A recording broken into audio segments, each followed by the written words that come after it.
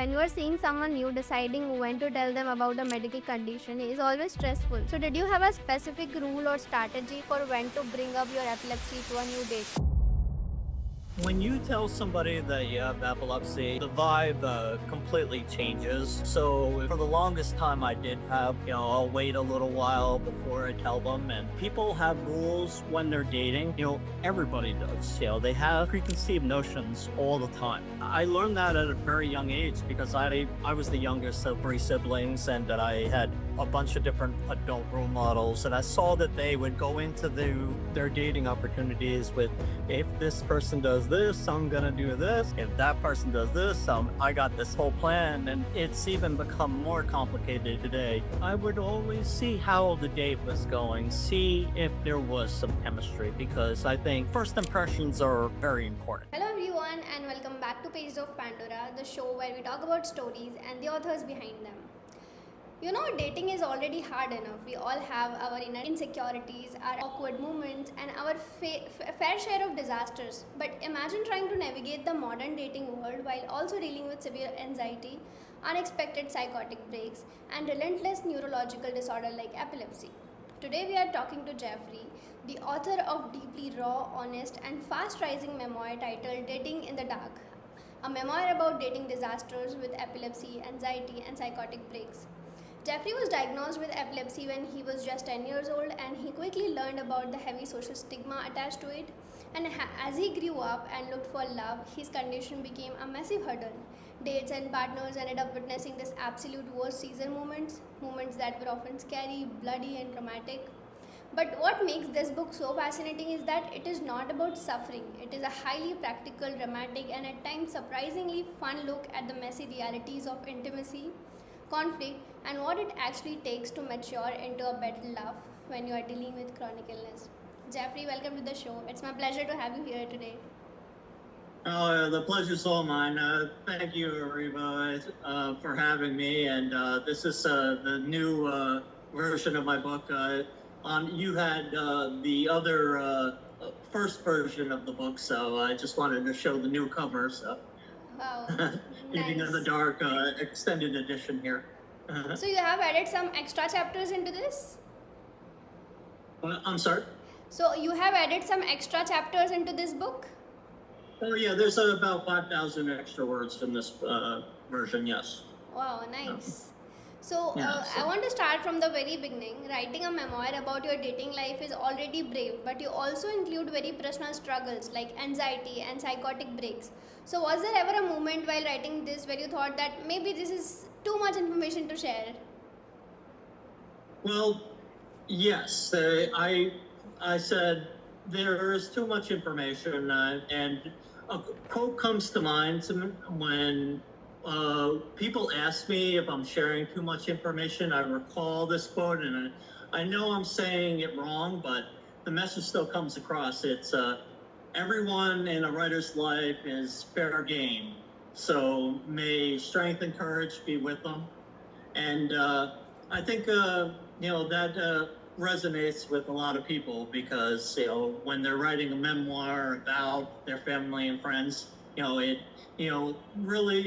they have to think carefully about who they might insult or something like that. But there have been prayers written for family members and loved ones of a writer because the writer tells hard stories and has to gather up the courage to write those stories. So the people that inspired those stories, I think, they need to find the courage to face the truth of those stories as well. So, Right. That makes really sense. Opening that much takes serious guts, but honestly, that raw honesty is exactly why this book lands the way it does for the readers. yeah, I mean, I made a real effort to be as honest as possible and not make myself out to be like some hero, like you said. And because really, I wasn't a hero. I was making mistakes as a kid, and just not following all the rules all the time.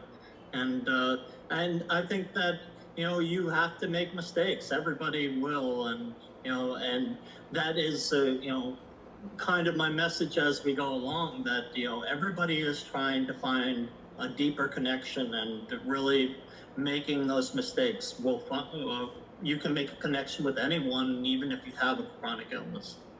Yeah, I agree. And you also mentioned that you wanted this book to be informative and dramatic, but also a fun and easy read. So, how do you find humor and lightness when writing about things as heavy as blood, scars, and seizures? So you said like where is the humor in like epilepsy and seizures or something like that, or Yes, yeah. yes. Yeah, I think life is hard for everyone, and when people have a chronic illness, especially when it's a severe illness that impacts the brain, causing consistent seizures or memory problems, you know, you have to find the positives in life, and better yet, find a better way to live that life, and impact as many people positively as well. And that's easier said than done, because not everybody wants to be influenced, and especially influenced positively. They have this detachment to them, and they don't when someone comes across like they are giving off positive vibes or healing vibes, they don't want anything to do with it. There's a lot of negative people in this world. That's what it comes down to. Yeah. I love that perspective because sometimes laughter really is the only way to diffuse that kind of intensity and just take the power back from it. What, just have some laughter in your life, or Yeah, just that's what I joke? said. Laughter is very important in those heavy moments. Yeah, I mean, people think that you shouldn't joke about it, but it's okay to joke about it sometimes. I mean, it's okay to laugh about yourself, and people should. You shouldn't always be serious. Yeah. Yeah. I mean, that's, and especially online, that's why there's so many memes and stuff like that. So Yeah. yeah. So, my next question is, you were diagnosed with epilepsy at just 10 years old. So, how did those early negative stigmas you encountered shape the way you approach girls and dating when you get older? Well, I grew up in a big extended family with a lot of family members around, not only my parents, siblings, and grandparents, but also many cousins and their families, and active businesses too. And there's definitely a negative aspect to this, as it can be overwhelming, and when there's a lot of people around, there's always this like feeling of chaos. I grew up in a restaurant business, so there was always this feeling like, what drink or food is going to the next person or something like that. So, and but there's also I don't know, this opportunity to travel to see family members all over, whether it was in the U.S. or another country, because they traveled all over. I live in New York, but I also had a lot of military members in my family, so I was able to go overseas and experience things at a very young age. So yeah, it was a great opportunities, I think that it also, like I said, it opens up possible traumas. You might not be ready for it yet. Yeah. Yeah. Like carrying that kind of weight as a teenager must have been exhausting for you, isn't it? Yeah, I mean, you want to sleep in your own bed, you want to be relaxed at home, but sometimes you can't, because that's not what your family has planned, and you just go with it because that's the life you're living. Yeah, so yeah, and because you're a kid, you don't understand it fully yet. Yeah. So when you are seeing someone new, dating when you are seeing someone new, deciding when to tell them about a medical condition is always stressful. So, did you have a specific rule or strategy for when to bring up your epilepsy to a new date? Okay, well, yeah. So when you tell somebody that you have epilepsy, the vibe completely changes. So for the longest time, I did have a lot of different rules, like I'll wait a little while before I tell them, and I think there's nothing wrong with that. I think that people have rules when they're dating. Everybody does. Yeah. They have preconceived notions all the time, and I learned that at a very young age because I was the youngest of three siblings, and I had a bunch of different adult role models, and I saw that they would go into their dating opportunities with, if this person does this, I'm gonna do this, and if that person does this, I got this whole plan, and it's even become more complicated today, and so I would always see how the date was going, see if there was some chemistry, because I think, people, see if there's any, uh, um, uh, first impressions are very important. Let's Yeah, just put it exactly. that way. Yeah, because Yeah, people exactly. are gonna judge you after first impression. Yeah, I mean, I think people make their judgment within the first 30 seconds, if not sooner, yeah, and Yeah. that's unfortunate because really you might be missing out on a deeper connection that, could have been, the love of your life right there. Yeah, agree. So you write openly about how your dates sometimes had to witness your most intense seizure moments. How did those terrifying medical emergencies usually impact the future of those relationships? Um, well, I think it depends on the person. Like, not everybody handles medical situations well, and and that's an understatement. And when it's a loved one, and even if that loved one has medical expertise, I think the emotional connection, gets in the way of them thinking rationally. And so I think that the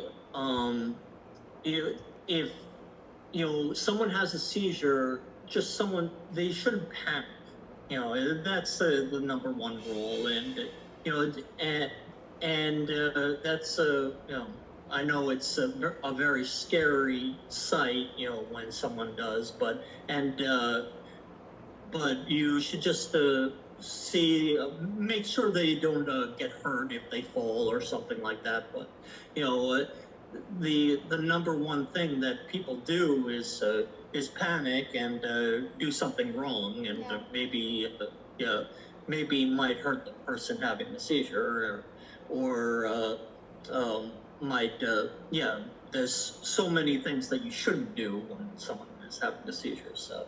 Yeah. I think that's why there is such a stigma attached to it, and there's all these myths that people have tried to debunk over the years. So Yeah, yeah. right. That makes sense. And your book goes beyond just the disasters and actually dives into this complexities of intimacy, foreplay, and communication. So, what is the biggest lesson you learned about being a good partner while also navigating physical intimacy and chronic illness? So I think the biggest lessons to be learned are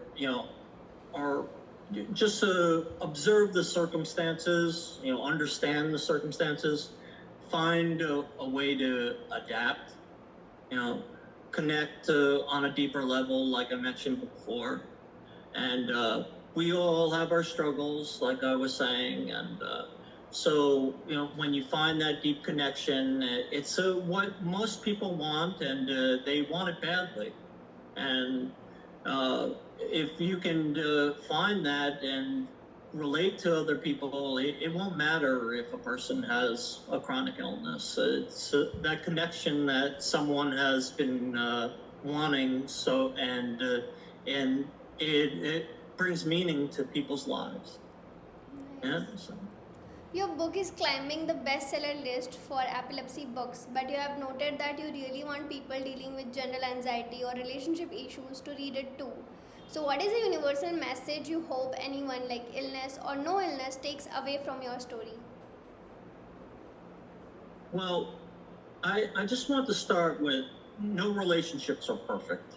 And I've learned that there are so many people out there desperately searching for dating tips.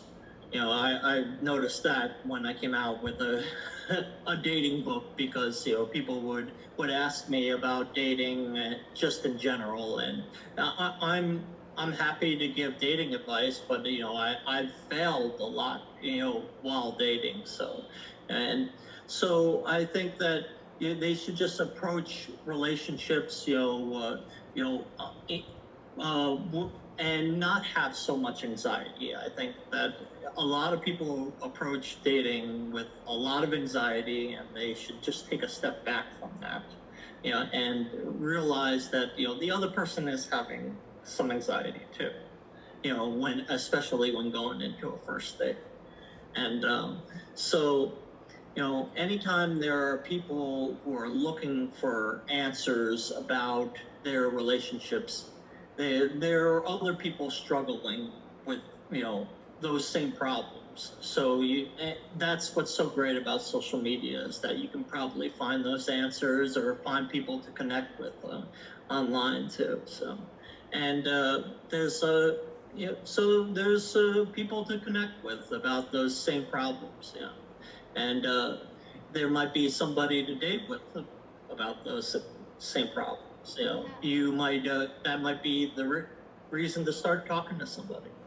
And so we all go through a lot of adversity, and I think that it could be because of PTSD or childhood trauma or something, but we connect over just ordinary struggles. It doesn't have to be such a severe adversity. I think that's my biggest point. Yeah, right. And at the end of the day, people just want to feel accepted. Exactly. I mean, there's so many lonely people out there, and they're like, why doesn't anyone want to be with me? But they've stopped trying. We're living through a loneliness crisis right now, and it's because people, they don't know how to be social anymore, because they just stay home. They don't go out, and they don't try to be social. And the internet has played a part in that, but because all people know is their phones or going online, and they need to get out there. They need to start doing activities again. I think that's get off their phones. Give a one-on-one a try with somebody. Or an activity that you've never tried before. Try something new. Right. So, for anyone listening right now who feels like their own health issues or insecurities make them undateable, so what is the first piece of advice you would give them? Well, I think I've already said this, but we live in a world where we're searching for and hoping to connect with others on a deeper level, and so just give a person a try, and in our society, it's a tough time, so I think that you can find things to relate to, just whatever struggle it might be. So, and I think that just having a little bit of confidence, it might just be the right place at the right time. So there's a lot of people that are looking for love, and they have told themselves that maybe I can't find it, but then they end up finding it. So, or someone has hinted to them. Maybe it's a family member or someone that was close to them, you're never going to find love or something like that, but then they end up finding it. So there are so many people who have given up on it, but then they end up finding it. So it really, maybe when you're not looking for it, you might end up finding it. Yes. Yeah. So. That is a good point. And last question that I want to ask, because I feel that writing a book is not easy, and especially about memoirs when you're writing about yourself. So what was a challenging part for you to write about it? Yeah, you have to stay focused. That's one thing, and go through it over and over, and rewrite and revision. Yeah, so I think that's really important because read other books too. And because I think that you can learn a lot from the classics, you can learn a lot from other people who have been successful in the public arena. I think that, when you see how they have, worded their sentences, you can learn a lot from, how they didn't, they showed their story. They didn't tell their story. Yeah, so. Yeah. So, Yeah, they described in a way that was, in a great way, in a way an author should, and you can learn that way. You don't just go. I went to dinner. I went home or something like that. You can you got to go into detail, and you really have to think it through sometimes. right. Yeah. Since you mentioned at the starting that you are also writing another book in terms of some family elements in that. So when you are planning to release it? I'm hoping I can release it by November. Okay. Or maybe a little before that. I'm hoping. I was going. I was so focused on getting it up to like 60,000 words or something like that. But now I'm saying no. I'm not going to do that. If it's a little less than that, I'm okay with that. Yeah. So because really, I think one of the important things that writers do is if a chapter doesn't flow right, you should just cut it altogether. Because if it's not, playing into your story, it's not working. Amazon, and to get the link, are you going to put it? Yes. Put the link up Yep. on the screen? Yes. Oh, okay. I will. Oh, that's great. Yeah, because sometimes people don't know where to find it. So there Yes. was a couple of different other Yeah. Amazon Yeah. links for some reason. I don't know why. Yes. So to everyone listening out there, you can find out the book on Amazon. I've mentioned all the links in the description. The book name is The Dating in the So, Dark. It's please written by get the- Jeffrey. And you can also connect with the the author on book. Instagram. Yes. Oh yes. Get it through my Instagram. That would be great. Yeah. So, and thank you for this opportunity. And Thank you so much, Jeffrey. It has been my pleasure to talk to you. It was a very thoughtful conversation. I really enjoyed talking to you, and the answers that you gave were very honest and raw. I genuinely loved your book as well, and I'm damn sure that people will also love reading it once they find out on Amazon, and they will also gonna love watching this podcast because you have shared so many honest answers with us. And thank you so much.